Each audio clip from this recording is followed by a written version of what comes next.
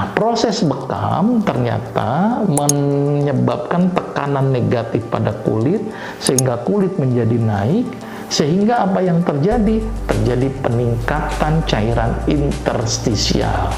Karena tadi di COP tekanan negatif, cairan dari sirkulasi darah kapiler masuk ke interstisial menjadi meningkat. Sampah pun yang seharusnya terbuang karena di COP, maka dia akan terhambat untuk proses pengeluarannya, sehingga ngumpullah cairan interstisial yang meningkat di daerah yang namanya interstisial.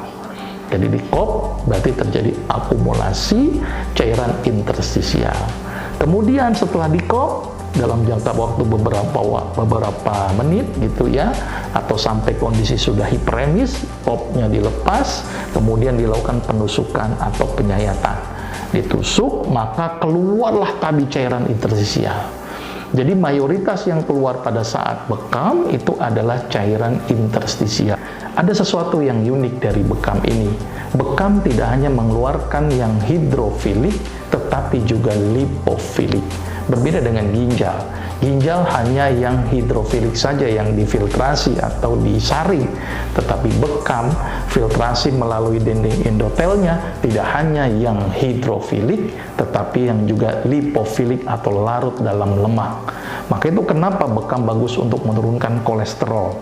Bekam sangat bagus untuk menurunkan tensi, karena tadi cairan interstisial banyak yang keluar. Bekam juga bagus untuk menurunkan asam urat. Bahkan ketika bekam, nah ini yang cukup unik, terjadi respon inflamasi. Karena ditusuk, karena ditoreh, maka bekam membuat proses peradangan buatan, atau kita sebut namanya artificial inflamasi. Jadi peradangan yang dibuat. Karena dibikin radang, maka menyebabkan respon imun menjadi berespon. Makrofag jadi aktif, monosit keluar, sel mas mengeluarkan histamin, dan mengeluarkan sitokin karena dibikin peradangan lokal. Maka itu bekam sangat bagus untuk meningkatkan respon imun. Selain itu juga ternyata bekam tidak hanya tadi sebatas meningkatkan respon imun.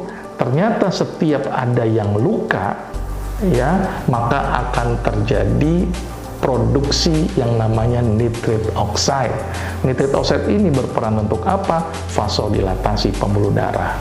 Jadi pembuluh darahnya pun juga menjadi melebar, gitu ya. Di samping itu juga bekam juga mengeluarkan radikal bebas. Maka itu bisa mereduksi radikal bebas yang dihasilkan dari dalam tubuh. Jadi kesimpulannya adalah bekam sangat luar biasa dari sisi ilmiah. Ada satu lagi yang cukup menarik, ternyata aktivasi endorfin.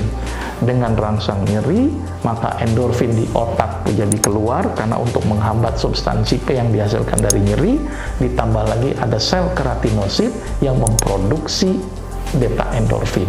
Jadi ternyata beta endorfin ini juga teraktivasi dengan adanya rangsangan bekam. Nah, ini gambaran sedikit bagaimana mekanisme bekam ya secara ilmiah. Jadi terjadi penumpukan cairan interstisial kemudian dibuang, sampah-sampah metabolisme juga dibuang, terus kemudian respon inflamasi jadi meningkat, aktivasi nitrit oxide, dan keluarnya radikal-radikal bebas.